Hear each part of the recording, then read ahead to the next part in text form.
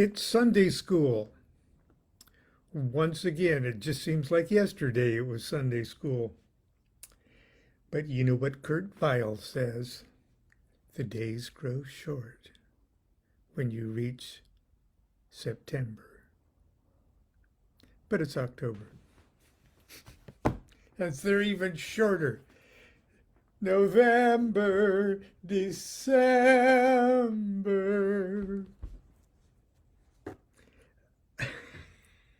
Anyway, happy Sunday school, everyone. Constance makes me dress up for Sunday school, but also in just a little while I have to sign on because I have another talk to give to the good folks at PhilemaCon, which is in Raleigh, North Carolina at the moment, but I'm here in Sacramento, so I'm going to have to do it remotely. But I have my talk at 11 a.m. my time. And then I'm going to be on a panel discussion with all sorts of great minds. I will be, as usual, the biggest putz on the panel. But Richard Kaczynski will be there, and David Shoemaker, and hopefully I'll just keep my mouth shut for most of the time and just try not to say anything too embarrassing. Be that as it may.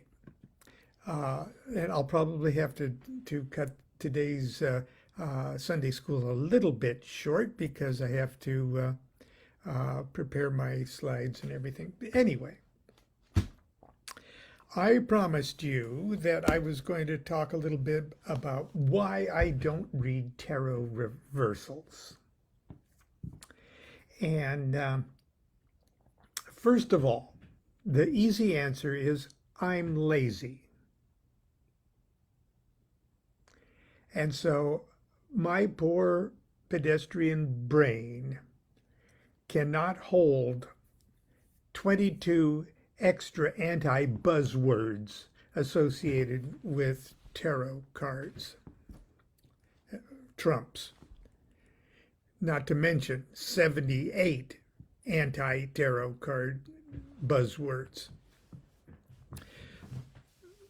Look, my tarot deck, Tarot of Ceremonial Magic, it has a back on the deck like that. Okay, that's the holy table of the Enochian system. And those are up there in the corner, those are the seals of what has come to be called the elemental tablets. But so that's air, water, fire, and earth. And those are the directions, the cherubic directions. Let me see if I can find one quickly here. Yeah, so those are the same as the same positions: air, water, fire, earth, that we see the cherubic images on other tarot cards, and that's where they land on the zodiac too. So the reason I'm bringing that up is because when I shuffle the cards, without turning the cards over after I shuffle, I make sure that all the cards are oriented, and if some of them have to be reversed because of a mistake or an aberration in the shuffling, I correct that, and I correct it without seeing what cards it was that I corrected. And that adds, again, another randomness to my shuffle. Okay, so I know that when I turn my deck upside down, that all the cards are oriented right side up. Now, that's not true with all tarot decks. Lots of tarot decks, you don't know by looking at the backs if they are or are not reversed. And that's okay. That's okay. I don't care. And the science of reading reversals is awesome. Okay, Mary Greer comes to mind as the absolute master at reading and interpreting the reversals. And I'm not what I'm going to say here is in no way detracting from the brilliance of reading reversals, especially in the hands of such a tarot master. But again, not only am I lazy, but I already think that when I read tarot cards, either for myself or others, but especially for others, everything is weighed by the context of how the cards are being laid out in relationship to the issue at hand. And in that case, every tarot card that appears in a reading is potentially a hideous card, or a wonderful card, or an informative card, or it carries its own contradictions in itself. It's not dependent upon whether I made a mistake in shuffling or whether one card jumped out or something like that. In any given time, I could start reading the deck and they're all reversed. I could just happen the way I turned it upside down. So in any given case, in any given question, can't the fool be juvenile enough? Can't the magician be manipulative enough? Can't the emperor be domineering and brutal enough? Can't the sun be arrogant enough? It all depends on the question and where it lands in relationship to other things. Can't the lovers be unfaithful enough or faithful enough? Depends on the question, depends on where it comes in. When the moon card comes in, can it be insane enough, or can it be, well, the moon card's pretty weird whenever it comes up. But anyway, that being said, when you read for yourself, you're often your own worst enemy. You're your own victim, if you will, of wishful thinking. And many times when you're reading for yourself and the cards come up either reversed or not reversed, you would like to think the best of things. When the death card pops up in your own reading, you seldom think that, oh, I'm going to die. Oh, the death, or I'm going to kill someone, or someone's going to get killed, or someone's going to die. No, the first thing that jumps in your mind, especially when you're reading for yourself, is, oh, it'll be the end of an intolerable situation. Okay. When you read for others, it's a little different, especially if you get into the mindset of where you can trust your intuition and be brutally frank. There it is, you poor bastard. You know, it's different when the poor bastard is you. But anyway, in the Goofy Book of Ordinary Oracles, I've got a chapter that's sort of a whimsical chapter called The Tarot of Painful Truth, where I more or less give you something to think about if you're reading tarot cards for yourself and are prone to wishful thinking. And I give examples just using the 22 trumps. And I'm going to share that with you, just a few. And I've got the trumps laid out and shuffled here. I'm going to draw the Wheel of Fortune first of all. Now, what would the Wheel of Fortune be reversed? Let me turn to consult DuQuette here. Okay, the Wheel of Fortune. Good luck is coming your way. Whoa.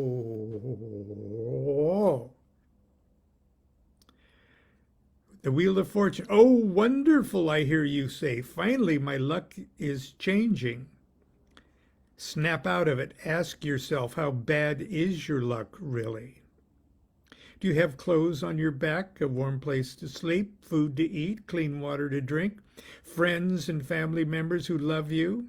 Just how much do you really want your luck to change? This card is a reminder that you live from moment to moment in the moment just before your luck is about to change. It's either telling you that things are so bad that it's time for them to get better, or it's telling you that things are so good it's time for them to get worse. Which way is the wheel turning? Don't ask tarot cards, ask yourself. The Tarot of Painful Truth. Let's see what the next card's going to be. Ah, the Empress. Let's consult DuQuette. The Empress. Oh, isn't she lovely? You were glad when you drew this card, weren't you? You poor fool. Unless your question was one of love, romance, or interior design, you should be giddy as a schoolgirl. But if it concerns real problems with real people, then you better get ready to deal with the prima donna. Yep, cherchez la prima donna. If she's another person, you better get ready to do some buttering up. If the prima donna is you, you better check and make sure your butter is really worth upping. In either case, somebody's going to expect the royal treatment, whether he or she deserves it or not. And you're going to have to deal with it.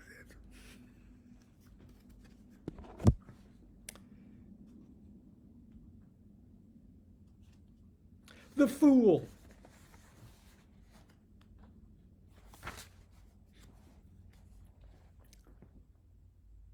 You're being an idiot here. Forget everything you've heard about divine innocence, spiritual purity, and Parsifal. You've drawn this card because you've either done or are about to do the most embarrassingly stupid thing. Your friends, your enemies, your family, your co-workers, your mailman, they're all going to see what an idiot you are. The only person who's not getting the message is you. The fact that you need a tarot card to inform you of this fact is proof positive that you really are embarrassingly stupid. Don't try to put a good spin on this card. Don't shuffle and draw again. Don't try to read your cards again until the situation that caused you to ask this question has resolved itself without any stupid, ill-timed, ill-conceived, ill-executed interference from you.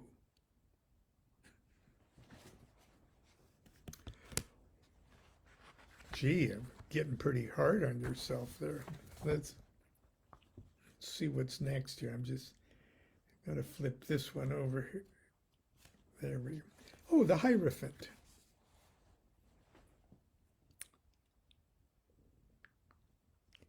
You're going to need some help here. And it's going to have to come from upstairs. You need advice, you need guidance, you need resources, and you need it from one or more of your superiors. Yes, I said your superiors, your boss, your teacher, your guru, your children, your bartender, maybe even your spouse. Ask for help and listen hard to what they say. It's the only chance you'll have of ever being superior yourself. Now, I'm not going to be able to do many more of these, but I'm just going to, I'll pick up the hanged man, what I used as an illustration here. Hang on. The hanged man already brings with it the idea of reversals. Reversal reversed, okay?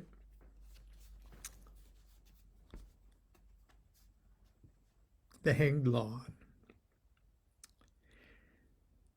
Be truthful. Were you happy to see this card appear? How did you first feel when you drew it? Heartsick? Fearful? Disappointed? Apprehensive? Constrained? Restrained? Restricted? Trapped? Thwarted? Stifled? Suspended? Martyred? Good. This card is probably trying to tell you that you have every right to feel that way. You can only stay in this position for so long before all the blood runs to your head and you lose consciousness. Don't wait. Stop feeling sorry for yourself and figure out how you're going to free yourself. Start with your hands, which you mistakenly thought were tied. Okay, I'm going to do one more. Okay. And because I just can't leave us all this way. Hang on. This isn't random. I'm going to try to actually pick this one for us.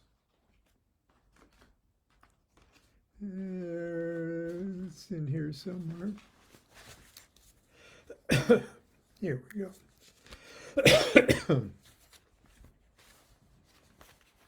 The star.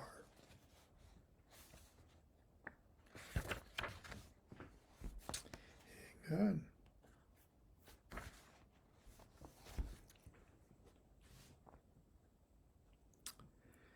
Now, in the first edition of the Book of Ordinary Oracles,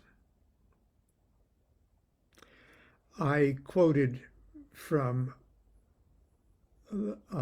When You Wish Upon a Star from the Walt Disney movie Pinocchio.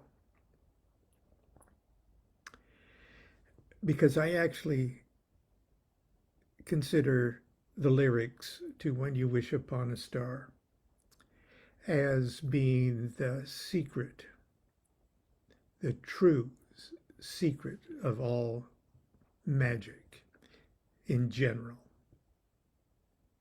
and sex magic in particular. And I quoted it, but I couldn't get permission from Disney to print it, at least not without a great deal of licensing and expense. So I did something else, which I'm going to read. But what I wrote was, when you wish upon a star, makes no difference who you are. Everything your heart desires will come to you. When your heart is in your dreams, no request is too extreme. When you wish upon a star as dreamers do. Fate is kind. It brings to those who love the sweet fulfillment of their every longing. Like a bolt from out of the blue, fate steps in and sees you through. When you wish upon a star, your dreams come true.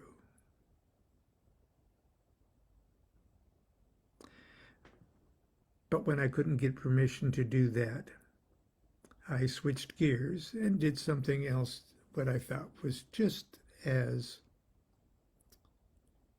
profound. Starlight, star bright, first star I see tonight. I wish I may, I wish I might have this wish I wish tonight. For as long as I remember, I wished upon the first star I've seen in the evening sky. I even remember the very first time I did it, hoisted up on my father's shoulders, giggling at the thrill of being so high off the ground.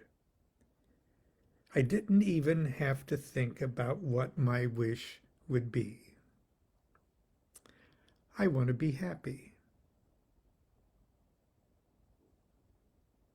It was an uncharacteristically wise choice of wishes for a 2-year-old spoiled brat. Since then, it's been my only first star wish. Oh, I still have lots of other wishes and hopes, but when it comes right down to it, all of them don't amount to a hill of beans if I'm too unhappy to enjoy them. So when you draw this card in any direction, think about this. Deep down inside, every man and every woman is a star. And just like your celestial brothers and sisters, you are a self-radiant, creative God.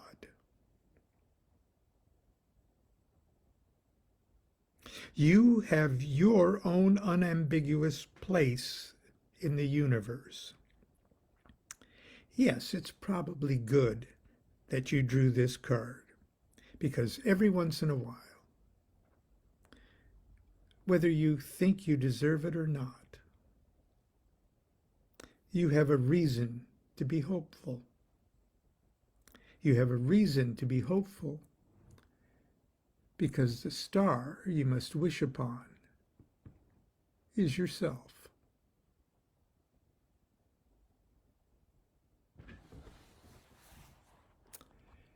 And now I better bring Sunday school to a close and say, class dismissed, and I will hopefully be here tomorrow at the same time. Until then, continue to be good to yourself and be good to each other. Do what thou wilt shall be the whole of the law. Love is the law. Love under will.